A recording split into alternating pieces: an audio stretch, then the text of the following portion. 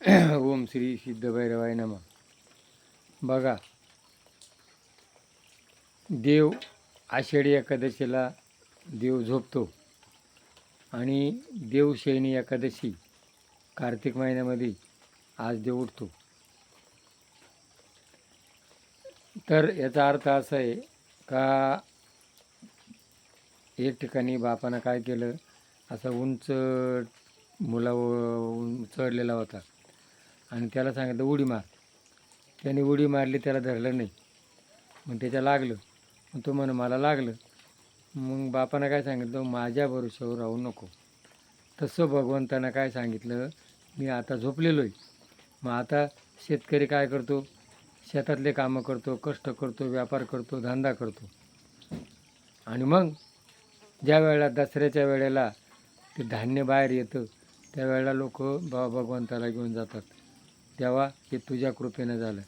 तेव्हा काय सांगितलं, मी झोपलेलो होतो आणि हे तुझं कष्ट आहे, तू केलं. म्हणजे तू तुझ्या जबाबदारी उभा राहा, ही सांगण्याची प्रवृत्ती या एकादशीत लपलेली.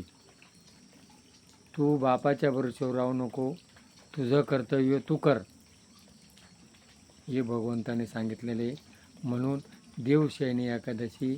आणि मग आज ज्या वेळेला कार्तिक महिन्यामध्ये सगळीकडे सुजलम सुफलम असतं, धान्य निघालं असतं, लोक देवापाशी येतात. देवा हे तुझ्या कृपेनं सांगितलं. देव काय म्हणतो, मी काहीच केलेलं नाही, हे सगळं तूच केलेलं आहे आणि तूच करत राहा.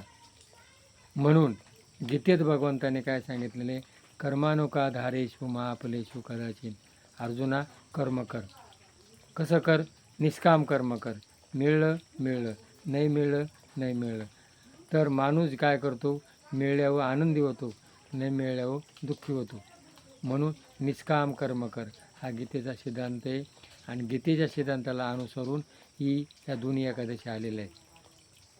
आता एकादशीचा दुसरा अर्थ का समुद्राला भरती आणि ओटी येते, तसं अमावस्या आणि पौर्णिमा. तसं माणसाच्या शरीरामध्ये काम, क्रोध, लोभ, मद, मत्सर, अहंकार याला उत्साह येतो. म्हणून द्वादशीला एक वेळा जेवणं आणि एकादशीला उपवास केल्यानंतर काम, क्रोध, लोभ या अहंकार मेले जातात. म्हणून 15 दिवसातून एक दिवस जर उपवास केला तर शरीराची पचनक्रियाशक्ती ही प्रवृत्त होती.